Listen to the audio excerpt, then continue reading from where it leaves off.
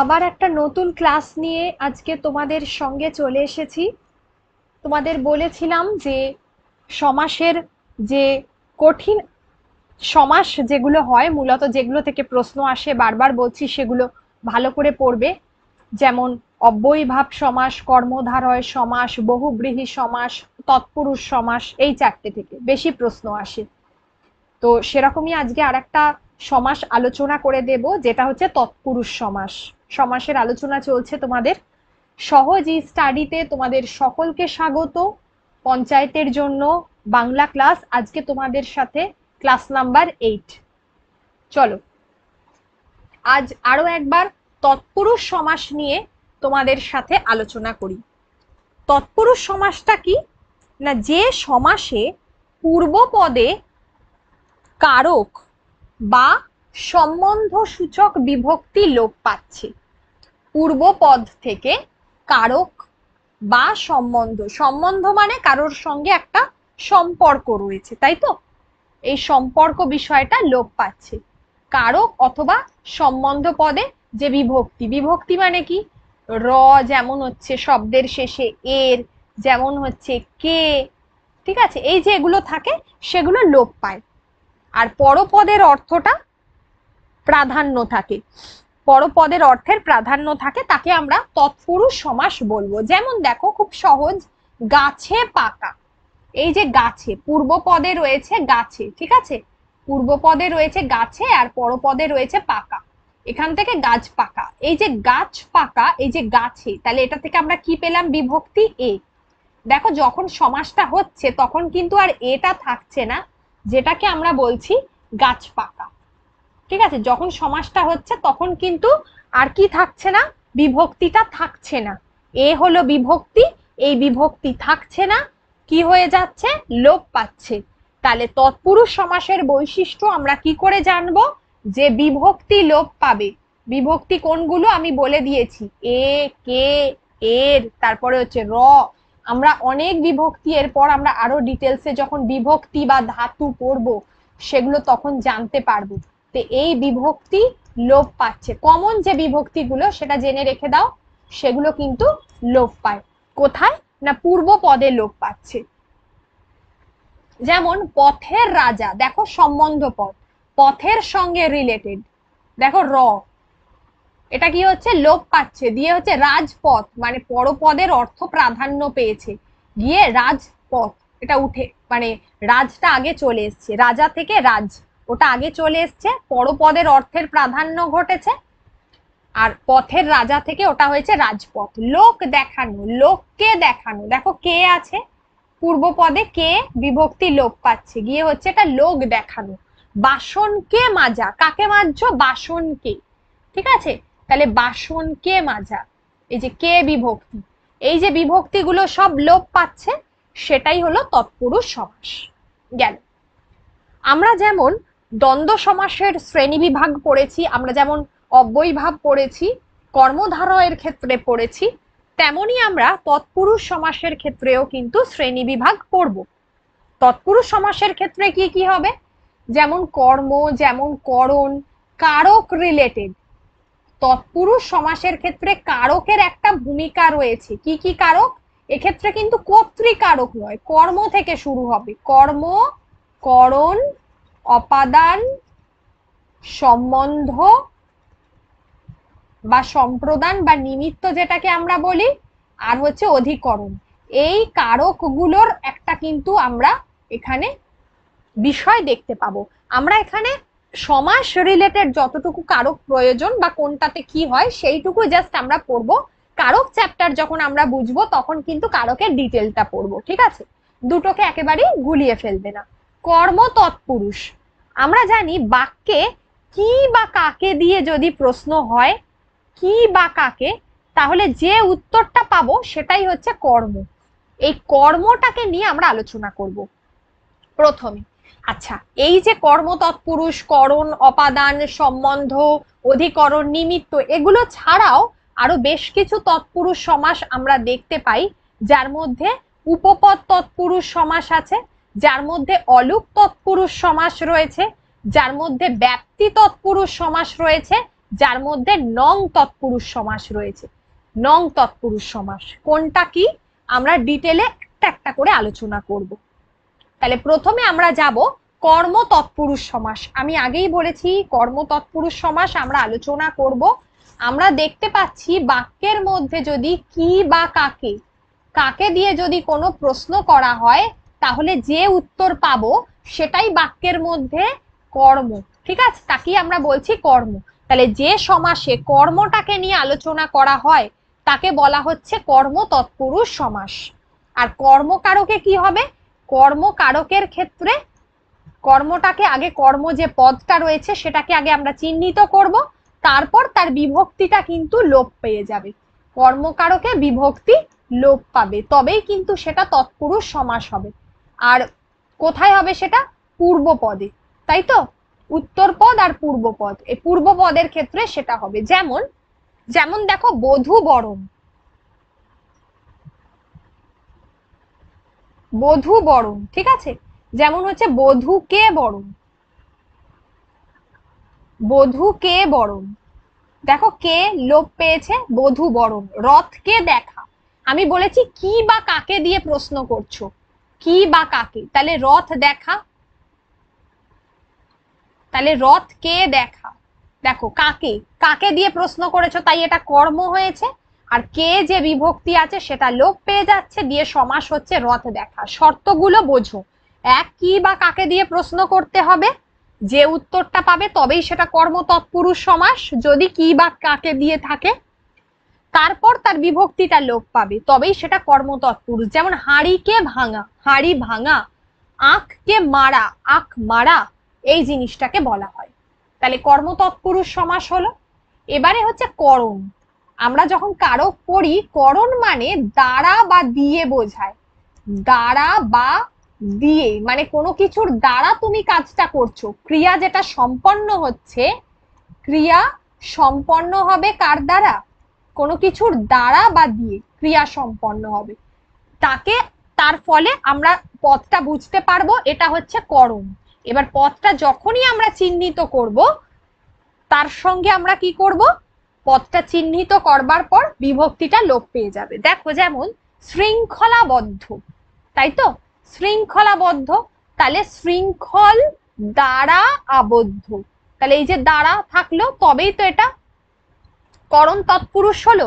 শৃঙ্খল দ্বারা আবদ্ধ, রোগ দ্বারা শীর্ণ, রোগের জন্য সে শীর্ণ হয়েছে, রোগ দ্বারা, রোগের থেকে, তাহলে এটাকে আমরা বলছি রোগের দ্বারা সে শীর্ণ, রোগা। ধুলি দ্বারা ধূসর, মানে ধুলোয় কি হয়েছে, পুরো ধূসর। রংটাকে ধূসর বলতে কি বোঝায়? পার্টিকুলার কোনো রং বোঝাচ্ছে না, ধূসর হয়ে গেছে, হালকা।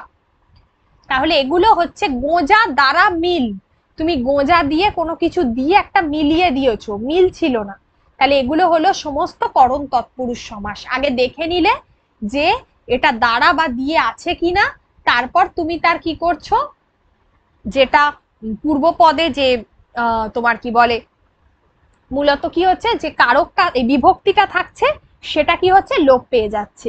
এক্ষেত্রে সাধারণত যেটা হয়, এই করণ তৎপুরুষের ক্ষেত্রে বিভক্তিটা দেখো, তোমরা তো আগেরটাতে এ বা কে এইগুলো বুঝতে পারছিলে, তাই না? করণের ক্ষেত্রে কি হবে, করণের ক্ষেত্রে আমরা বেশিরভাগ ক্ষেত্রেই কি দেখবো না, করণ তৎপুরুষের শূন্য বিভক্তি হবে।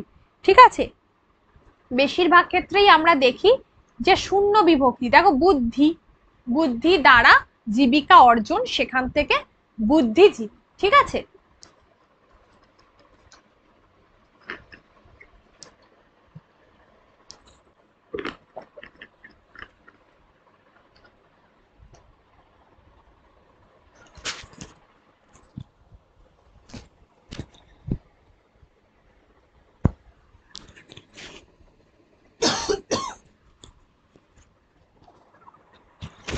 সরি। এবার হচ্ছে দেখো অপাদান তৎপুরুষ সমাস। অপাদান তৎপুরুষ সমাসটা কি? কারকের ক্ষেত্রে যেটা বোঝায় যে অপাদান তৎপুরুষ সমাস, অপাদান মানে কোনো কিছুর থেকে, গাছ থেকে ফল পড়লো বা পতিত হওয়া, পড়ছে, ওপর থেকে পড়ছে, এইগুলো বোঝালে মূলত অপাদান কারক হয়। ঠিক আছে, কোনো কিছুর হইতে থেকে এইটুকু বুঝলেই হবে, এটা সমাসের জন্য শুধুমাত্র। যেমন অগ্নি হইতে ভয়, অগ্নি ভয়, অগ্নি হইতে ভয়, বা সত্য হইতে ভ্রষ্ট। ঠিক আছে, যেমন সত্য ভ্রষ্ট, তাহলে হইতে থেকে। ঠিক আছে, এই যে দল থেকে ছাড়া, দল ছাড়া, এগুলো হলে এক্ষেত্রেও কিন্তু ওই শূন্য বিভক্তি আমরা বেশিরভাগ ক্ষেত্রেই দেখব, এবং সেটা লোপ পেয়ে যাচ্ছে গিয়ে হচ্ছে কি দল ছাড়া, যেমন দল ছাড়া, দল থেকে ছাড়া, দল ছাড়া, এগুলো আমরা দেখব। কোনো কিছুর থেকে হইতে এই যে বিভক্তিগুলো আছে এগুলো লোপ পাবে, সেটা হলে অপাদান তৎপুরুষ সমাস। এবার নেক্সট হচ্ছে অধিকরণ। অধিকরণে যাওয়ার আগে বলি, প্রত্যেক দিনই তোমাদেরকে বলছি যে তোমাদের মনে হচ্ছে যারা ম্যাথস করবে, কারণ কম্পিটিটিভ এক্সামস এর জন্য ম্যাথস কিন্তু একটা খুব গুরুত্বপূর্ণ বিষয়, এবং সমস্ত পরীক্ষা, কম্পিটিটিভের যত পরীক্ষা আছে সব পরীক্ষার জন্য অঙ্ক কিন্তু বাধ্যতামূলক। তাই একদম বেসিক লেভেল থেকে শুরু করো। জসিম স্যার তোমাদের ক্লাস করাচ্ছেন ম্যাথসের জন্য, আর 3 মান্থসের কোর্স মাত্র 699 এ। কন্ট্যাক্ট করো 8348817027, স্ক্রিনে যাওয়া এই নাম্বারটিতে। ঠিক আছে, তোমরা স্ক্রিনে দেখতে পাচ্ছ ডিটেলটা, স্যারের সাথে কন্ট্যাক্ট করো যারা ম্যাথস করবে। আচ্ছা, তারপরে হচ্ছে সম্বন্ধ তৎপুরুষ সমাস। সম্বন্ধ তৎপুরুষ সমাস মানে কি আমি বলেই দিয়েছি, যে কারোর সঙ্গে একটা সম্পর্ক বোঝায়। কিভাবে সম্পর্কটা বোঝাবে? প্রথমে সম্পর্ক বোঝাবে, সেটা বুঝতে হবে, তারপর বিভক্তি লোপ। যেমন দেখো তারা পিদিম মানে তারার পিদিম, কণ্টকের মুকুট, কণ্টক মানে কাঁটা, তাই তো, কণ্টক মানে হচ্ছে কাঁটা, কাঁটার মুকুট, তো এখানে হচ্ছে কণ্টক মুকুট, কণ্টকের মুকুট। এই যে দেখো এর, এই র বা এর, একটা জিনিস জানবে, সম্বন্ধ পদে অলওয়েজ এই বিভক্তিগুলো হয়। সম্বন্ধ পদের বিভক্তি হচ্ছে র এবং এর, এই বিভক্তিটা লোপ পাবে। দেখো বিশ্বের স্রষ্টা, বিশ্ব স্রষ্টা, তাহলে বিশ্বের স্রষ্টা, এই যে একার।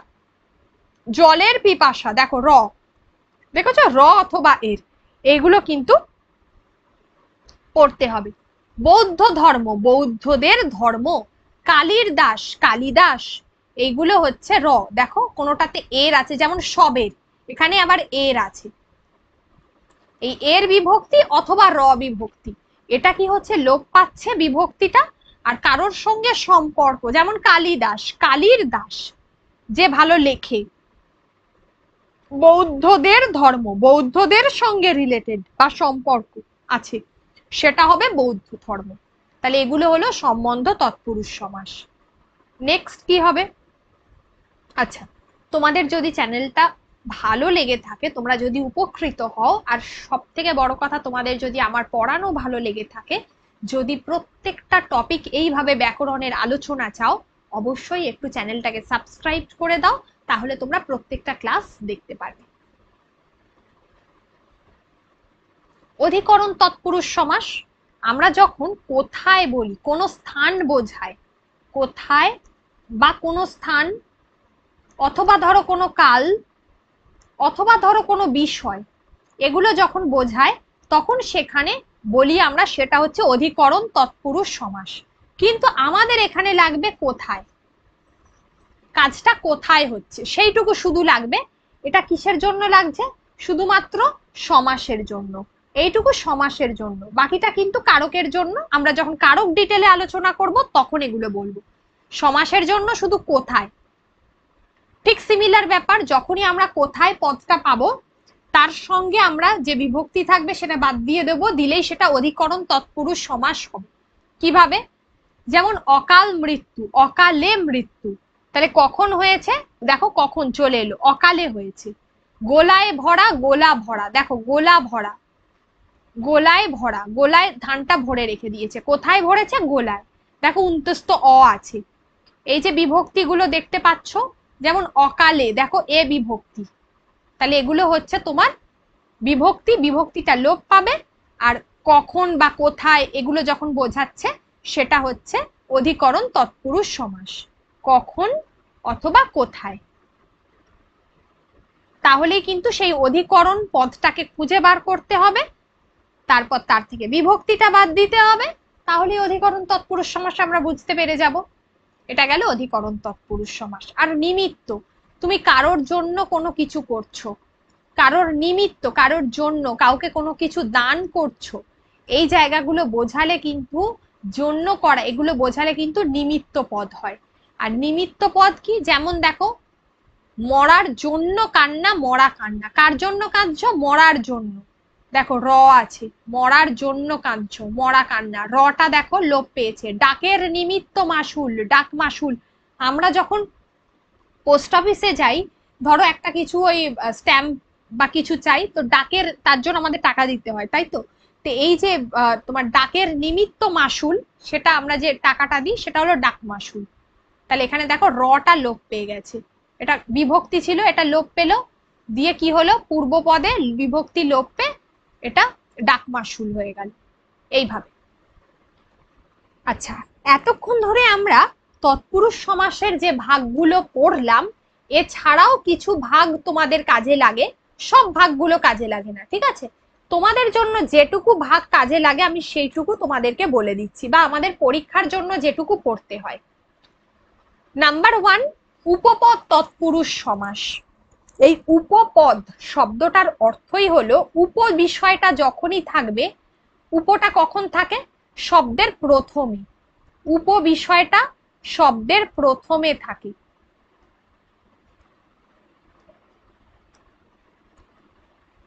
আর পদ, উপপদ কেন বলেছে? পরেরটায় কৃদন্ত পদ থাকবে। কৃদন্ত পদ বিষয়টা কি? মূলত কৃত প্রত্যয় থেকে বা প্রত্যয়জাত শব্দ, প্রত্যয় করলে যে শব্দটা আসছে, প্রত্যয়জাত শব্দ, সেটা হচ্ছে কি না কৃদন্ত পদ। কৃত প্রত্যয় থেকে এসেছে, কৃত প্রত্যয় থেকে যেটা আসে সেটাই হচ্ছে কৃদন্ত পদ। তাহলে পরে থাকবে কৃদন্ত পদ, আর আগে থাকবে যে শব্দটি, সেটা হচ্ছে উপসর্গ, ঠিক আছে? সেখান থেকেই উপ বিষয়টা এসেছে। যখন তাদের দুজনের মধ্যে মিল হচ্ছে, তাকে আমরা বলি উপপদ তৎপুরুষ সমাস। দেখে নাও। এবার কৃত প্রত্যয়কে ভালো করে বুঝতে গেলে অবশ্যই প্রত্যয় পড়তে হবে। সমাসের ক্লাসে তো প্রত্যয় পড়ে নিলে হবে না। যেটুকু আমি বলছি, একটা ধাতু থেকে যে শব্দটা আসে সেটাই হচ্ছে তোমার কৃত প্রত্যয়। ধাতু থেকে যে শব্দটা আসছে, ঠিক আছে? কিভাবে? যেমন ধরো ইন্দ্রকে জয় করেছে যে, সে হচ্ছে ইন্দ্রজিৎ। তাহলে ইন্দ্র জয় করে যে, তাই তো? তাহলে এখানে ইন্দ্র, এই যে ইন্দ্র যেটা, সেই ইন্দ্রটা কিন্তু উপ, মানে এটা উপপদ, ঠিক আছে? ইন্দ্রটা শুধুমাত্র উপপদ। আর জিৎ, জিৎ শব্দটা কিন্তু কৃদন্ত পদ, ঠিক আছে? জিৎ এটা প্রত্যয়জাত শব্দ, এটাকে প্রত্যয় করা যায়, এটা একটা ধাতু থেকে এসেছে, তো সেটাকে আমরা বলছি প্রত্যয়। যেমন জলে চড়ে যে, জলটা হচ্ছে তোমার উপপদ, সহজভাবে বোঝাই। আর চড়ে যে, চর ধাতু থেকে এসছে, চর একটা ধাতু, চর ধাতু থেকে এসেছে, তাই জন্য এটা হচ্ছে কৃদন্ত পদ, ধাতু থেকে এসছে, কৃত প্রত্যয় থেকে এসছে বা ধাতু থেকে এসছে, যার জন্য এটাকে আমরা বলি কৃদন্ত পদ। তাই জলচর, এটা যত প্র্যাকটিস করবে তত হবে, একদিনে হবে না। আর এই বিষয়টাকে বুঝতে গেলে আমাদেরকে প্রত্যয় পড়তে হবে, আমরা স্টেপ বাই স্টেপ পড়বো। প্রত্যয় আমরা পড়বো কিন্তু স্টেপ বাই স্টেপ। মাঝে মাঝে আমরা এমসিকিউ করব, সমাস হয়ে গেলে আমরা আবার এমসিকিউতে যাব, প্র্যাকটিস করতে হবে। তাহলে এই বিষয়গুলো দরকার। ধরো আরেকটা আমি তোমাদেরকে যেমন বলছি, পঙ্কজ। এই যে পঙ্ক শব্দটা, পঙ্কজ, পঙ্কজ, পঙ্কতে, পঙ্ক হচ্ছে তোমার উপপদ। আর এই যে জ, এটা জন থেকে এসছে, জন ধাতু থেকে, জন, জন যুক্ত ড, এই বিষয়টা জন ধাতু থেকে এসেছে, তাই এটা কৃদন্ত পদ, তাই জন্য পঙ্কজ শব্দটা হয়েছে উপপদ তৎপুরুষ সমাস। তাহলে দুটো বিষয় আমাকে মাথায় রাখতে হবে, এক, প্রথমটা উপসর্গ বা উপপদ হবে, পরেরটা, পরেরটা কি হবে? উপপদ আমি বলেছি শব্দের প্রথমে বসে, আর পরেরটা কৃদন্ত পদ হবে। কৃদন্ত পদ কাকে বলে? কৃত প্রত্যয় বা ধাতু, যাকে প্রত্যয় নির্ণয় করা যায়, ধাতু থেকে যে প্রত্যয়টা হচ্ছে সেটা হলো উপপদ তৎপুরুষ সমাস। নেক্সট, অলুক তৎপুরুষ সমাস। অলুক মানে থাকবে না। অলুক মানে কি? লুপ্ত, যাকে আমরা দেখতে পাই না। লুপ্ত, দেখতে পাবো না। মানে বিষয়টা কি? তার কথায়, এক কথায় কি বলছি, লোপ পাচ্ছে না। আমরা বিভক্তিটা দেখি তো, দেখতে পায় না। তাহলে এই যে বিভক্তিটা আমরা এতক্ষণ ধরে কি হচ্ছিল, ছিল না, বিভক্তিটা লোপ পেয়ে যাচ্ছিল, এক্ষেত্রে বিভক্তি লোপ পাবে না। তাহলে বিভক্তি এক্ষেত্রে লোপ পাবে না। এক্ষেত্রে বিভক্তি লোপ পায় না। এতক্ষণ আমরা দেখেছি তৎপুরুষ সমাসে, সমস্ত তৎপুরুষ সমাসে বিভক্তি লোপ পাচ্ছিল, এখন বিভক্তি লোপ পাবে না। কোথায় লোপ পাবে না? সমাসে। সমাসটা যখন নির্ণয় হয়ে যাবে সমস্যমান পদের ক্ষেত্রে, অর্থাৎ সমস্যমান পদ। যেমন দেখো রোদে পোড়া, তাই তো? রোদ দ্বারা পোড়া, দেখো রোদে পোড়া, এই দেখো এখানে বিভক্তিটা আছে, এ বিভক্তি আছে এখানে, রোদে পোড়া, রোদ দ্বারা পোড়া। তেল দ্বারা ভাজা, তেলে ভাজা, দেখো এখানে বিভক্তি আছে, বিভক্তি লোপ পাইনি, এ বিভক্তি এখানে আছে, এ বিভক্তি আছে। তাহলে এটা হচ্ছে অলুক তৎপুরুষ সমাস, বিভক্তি লোপ পাবে না। নেক্সট, ব্যাপ্তি তৎপুরুষ। ব্যাপ্তি মানে কি? কোনো কিছুর জন্য আমরা একটা দূরত্ব বোঝায়, একটা জায়গা থেকে একটা জায়গার দূরত্ব। যেমন সেটা জায়গা হতে পারে, সেটা ধরো একটা স্থান থেকে আরেকটা স্থানের দূরত্ব বোঝাচ্ছে। ব্যাপ্তি একটা মানে এক প্রকার আমরা কি বলি, কতটা জায়গা জুড়ে রয়েছে সেটাকে বলি, কতটা জায়গা জুড়ে আছে। যেমন ধরো আমি বলছি আপাদ মস্তক, পা থেকে মাথা পর্যন্ত একটা দূরত্ব বোঝাচ্ছে, পা থেকে মাথা। এবার আমি একটা কথা বলি, পা থেকে মাথা পর্যন্ত এটা কিন্তু আমরা অব্যয়ভাব সমাসের ক্ষেত্রেও পাই। তাই পরীক্ষায় যদি দেয়, ভুল নয়, অব্যয়ভাব অপশনে থাকলে অব্যয়ভাব লিখবে, তাহলে সেক্ষেত্রে ব্যাপ্তি দেবে না বা তৎপুরুষ দেবে না। আর যদি তৎপুরুষ থাকে, যদি অব্যয়ভাব না থাকে, তাহলে তৎপুরুষ দিয়ে আসবে। ঠিক আছে, কোনোটাই ভুল নয়। খেয়াল রেখো, সমুদ্র থেকে হিমাচল, একটা জায়গা থেকে একটা জায়গার দূরত্ব বোঝাচ্ছে। দূরত্ব বোঝালে, দূরত্ব বোঝালে এই ব্যাপ্তি তৎপুরুষ হবে। খুব একটা পরীক্ষায় দেয় না, কিন্তু তবু বলে রাখলাম। নং তৎপুরুষ সমাস। নং, নং মানে কি? না। নং মানেই একটা না বাচক শব্দ থাকবে, না বাচক শব্দ। এবার নং তৎপুরুষের যে যেটা তোমার শর্ত হবে, সেটা হচ্ছে না বাচক শব্দটা, এই না বাচক শব্দ প্রথমে বসবে, প্রথমে বসবে। কেউ কিন্তু ধরো আমি বলছি নয় সাধ্য অসাধ্য, অসাধ্য তো তোমরা লিখে দিলে সাধ্য নয়, তাহলে কিন্তু কেটে দেবে। নয় সাধ্য লিখতে হবে, নাবাচকটাকে অলওয়েজ আগে, নাবাচকটাকে আগে। যেমন অসম্মত, সেক্ষেত্রে নয় সম্মত হবে, কখনোই কিন্তু সম্মত নয় করবে না। সম্মত নয় যদি করো সেটা কিন্তু ভুল, সম্মত নয় ভুল, এটা হবে না। নাবাচক শব্দটা অলওয়েজ আগে হবে। অনাবৃত, নয় আবৃত, দেখো অনাবৃত, নয় আবৃত। ঠিক আছে, এই জায়গাগুলো খেয়াল রাখতে হবে। অচেনা, নয় চেনা, তাহলে সেটা হচ্ছে অচেনা। তাহলে এভাবে নং তৎপুরুষ বা না তৎপুরুষ, তাহলে নাবাচক শব্দ সমস্ত নং তৎপুরুষেই দেখবে প্রথমে একটা অ থাকে, অ দিয়ে শব্দটা শুরু হয়। সাধারণত আমি বারবার বলি, যখন ব্যাস বাক্য করবে নাবাচক শব্দটা গুলিয়ে ফেলবে না, ওটাই আগে লিখতে হবে, ওটাকে পরে লিখে আসবে না, তাহলে কিন্তু কেটে দেবে। খেয়াল থাকে যেন ব্যাস বাক্য করতে গেলে। আচ্ছা, আজকের জন্য যে হোমওয়ার্কটা থাকবে সেটা হচ্ছে ধ্যান মগ্ন। আমি বলেছিলাম আগের দিন উত্তর বলে দেব, একটা বোধহয় দিয়েছিলাম জয় সূচক ধ্বনি, জয়ধ্বনি, জয়ধ্বনি, জয় সূচক ধ্বনি, এটা হচ্ছে মধ্য পদলোপী কর্মধারয়, মধ্য পদলোপী কর্মধারয়। আর আগের দিন দম্পতি, জায়া ও পতি, দম্পতি, এটা যে একজন কমেন্ট সেকশনে দেখলাম যে কমেন্টস করেছো তারটা রাইট হয়েছে। জায়া ও পতি, দম্পতি, সেটা হচ্ছে দ্বন্দ্ব সমাস।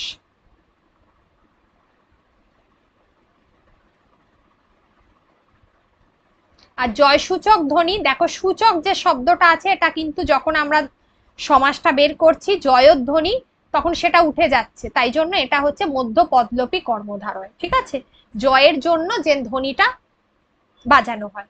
আর ধ্যানমগ্ন আজকে এটা থাকবে, এটার উত্তর তোমরা দেবে। আরো একবার বলছি যে যদি পড়া ভালো লাগে, যদি পড়ানো ভালো লাগে, তাহলে সাবস্ক্রাইব করে দিও চ্যানেলটাকে আর দেখতে থাকো পরবর্তী ক্লাসগুলো। আর আমাকে জানিও যে ক্লাস কেমন লাগছে কমেন্ট সেকশনে।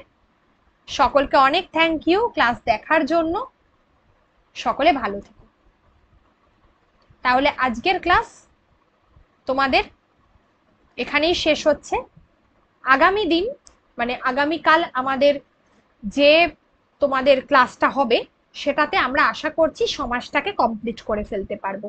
আগামীকাল আমাদের মোটামুটি ভাবে সমাস হয়তো কমপ্লিট হয়ে যাবে, বা আরো একদিন লাগবে, হয়তো আর দুদিনের মধ্যে আমরা সমাস কমপ্লিট করে ফেলবো। তখন আমরা সমাসের উপর বেশ কিছু মিক্সড এমসিকিউ করব। ওকে, থ্যাংক ইউ, সবাই ভালো থেকো।